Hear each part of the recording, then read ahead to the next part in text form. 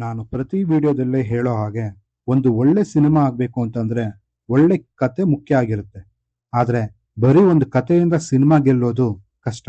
ಯಾಕಂದ್ರೆ ಅದಕ್ಕಿಂತ ಮುಖ್ಯವಾದದ್ದು ಡೈರೆಕ್ಷನ್. ಈ ಸಿನಿಮಾದಲ್ಲೂ ಆಗಿರೋದು ಅದೇನೆ. ನೀವು ಇನ್ನೂ ನನ್ನ ಚಾನೆಲ್ಗೆ ಸಬ್ಸ್ಕ್ರೈಬ್ ಮಾಡ್ಕೊಂಡಿಲ್ಲ ಅಂತಂದ್ರೆ ಈಗಲೇ ಸಬ್ಸ್ಕ್ರೈಬ್ ಮಾಡಿ ಮತ್ತು ನನ್ನ ಹೊಸ ಪ್ರಯತ್ನಗಳಿಗೆ ಸಪೋರ್ಟ್ ಮಾಡಿ ಅಂತ ಕೇಳ್ಕೊತೀನಿ. ಇಂಟ್ರೋ ಮುಗೀತು, ಇನ್ನು ಸಿನಿಮಾದೊಳಗೆ ಹೋಗೋಣವಾ? Kannappa, directed by Mukesh Kumar Singh, starrer by Vishnu Manchu, Preity Mukundan, Prabhas, Mohan Lal, Mohan Babu and many more.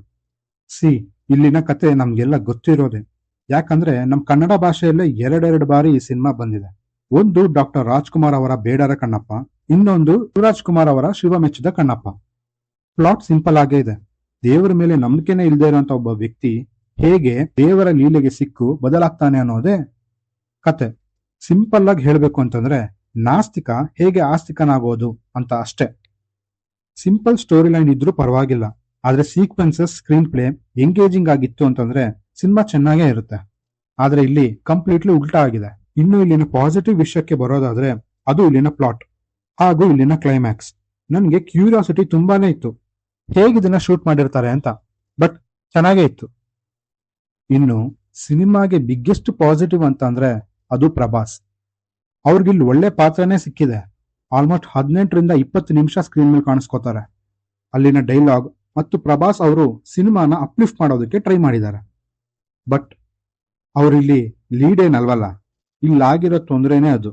Vishnu ಅವರು 90% ಸ್ಕ್ರೀನ್ ನ ಆವರಿಸ್ಕೊಂಡಿದ್ದಾರೆ. ಅಫ್ಕೋರ್ಸ್ ಅವರೇ ಪ್ರೊಡ್ಯೂಸರ್, ಹಾಗಂತ ನಾನೇ ಕಾಣಿಸ್ಕೊಬೇಕು ಅಂತಂದ್ರೆ ಹೇಗ್ ಸಾಧ್ಯ? ಇನ್ನು ಶಿವನಾಗಿ ಅಕ್ಷಯ್ ಕುಮಾರ್ ಅವರು ಕಾಣಿಸ್ಕೊಂಡಿದ್ದಾರೆ. ಅಟ್ಟರ್ಲಿ ಫೇಲ್. ನಿಜಕ್ಕೂ ಶಿವ ಒಂದು ದೊಡ್ಡ ಪಾತ್ರ, ಅದನ್ನ ಕ್ಯಾರಿ ಮಾಡೋದಿದೆಯಲ್ಲ ಅಷ್ಟು ಸುಲಭ ಅಲ್ಲ. ಇಲ್ಲಿ ಆ ಪ್ರಯತ್ನದಲ್ಲಿ ಅಕ್ಷಯ್ ಕುಮಾರ್ ಅವರು ಕಂಪ್ಲೀಟ್ಲಿ ಫೇಲ್ ಆಗಿದ್ದಾರೆ. ನಮಗ್ ನೋಡ್ಬೇಕಾದ್ರೆ ಅವರು ದೇವರು ಅಂತಾನೆ ಅನ್ಸಲ್ಲ. ನಿಜಕ್ಕೂ ನೋಡ್ತಾ ಇದ್ರೆ ಯಾವುದೇ ಭಕ್ತಿ ಭಾವ ಅವರಿಂದ ಬರೋದಿಲ್ಲ. ಇನ್ನು ಪಾರ್ವತಿಯಾಗಿ ಕಾಜಲ್ ಅಗರ್ವಾಲ್, ಸೇಮ್ ಆಸ್ ಅಕ್ಷಯ್ ಕುಮಾರ್. ಇಬ್ರು ಶಿವ ಪಾರ್ವತಿ ಅಂತಾನೆ ಅನ್ಸೋದಿಲ್ಲ. ಸಿನಿಮಾದ ರನ್ ಟೈಮ್ 195 ಮಿನಿಟ್ಸ್ ಇದೆ.